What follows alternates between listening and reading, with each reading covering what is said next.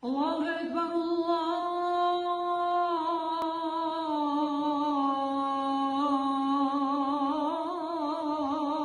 Ekber. So this is the maqam of tarannum. It's called sabahi. It's to keep you awake. Ezan zuhur, makamat, terennüm, melodi, Hicaz. Hijaz. Allahu Ekber, Allahu Ekber. Allahu Ekber,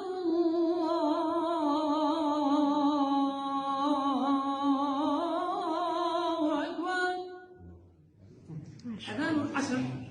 Ezan-ül asr, melodi, terennüm, rast, Muslim. Misr. The third is the Asr, is the Egyptian side. Allahu Ekber, Allahu Ekber. Allahu Ekber, Allahu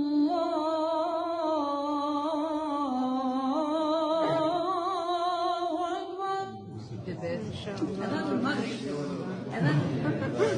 Ezan-ül Maghrib. Ezan bisür'a. Kasir. It has to be very quick because Maghrib comes in and goes out. Makama terennüm, secah. Sajda. Allahu Ekber, Allahu Ekber. Allahu Ekber, Allahu Ekber. Eşhedü en la ilahe illallah.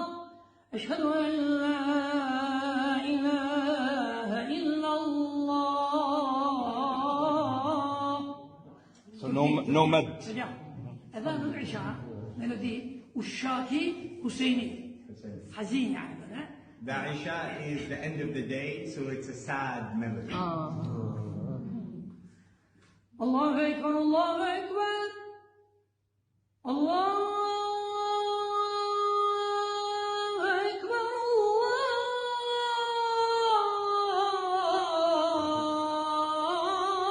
Ekber. Maşallah. İnşallah. Maşallah.